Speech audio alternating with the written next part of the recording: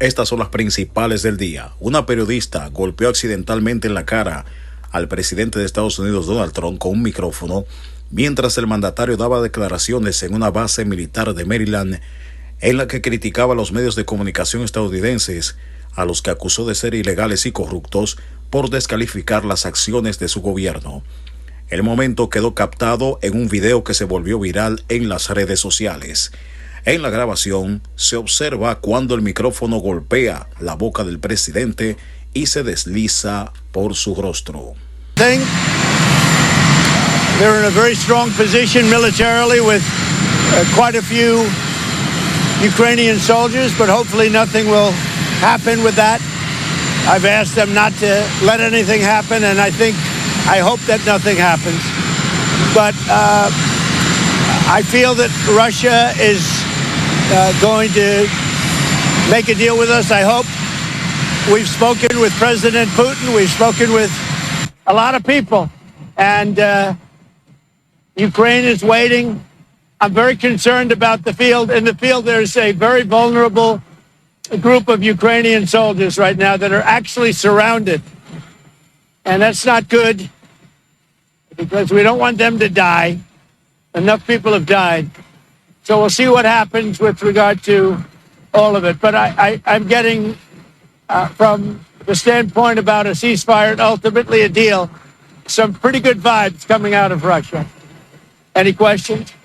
Mr. President, what do you think about the Senate vote on the CR? What was the vote? They just voted to advance it. What? They just voted to advance it. Good. That's good. I mean, I was told that was what was going to happen. Very good. And I appreciate Senator Schumer, and I think he did the right thing. Really, I'm very impressed by that. Mr. President, walk us through the tariffs. Mr. President, obviously you're concerned.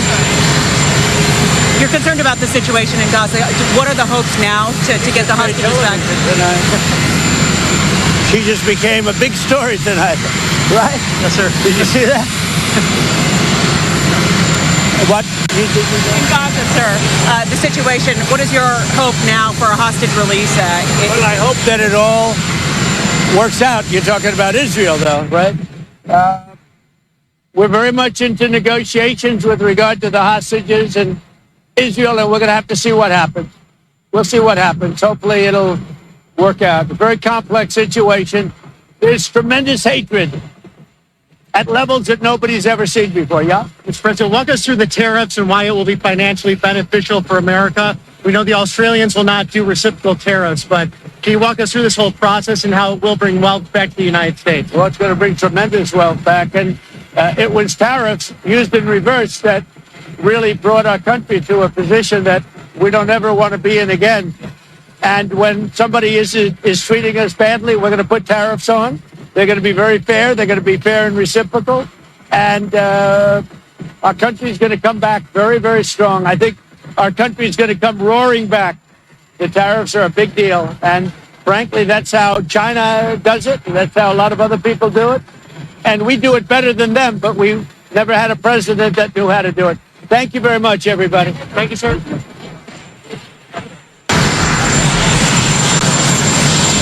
All right, as you see there, we were listening in as President Trump decided to speak to reporters and answer questions ahead of his flight as he's expected to go down to Florida. And if you could see there in the background of that shot, we also saw Elon Musk there as well. Of course, he heads up the Department of Government Efficiency, also known as DOGE.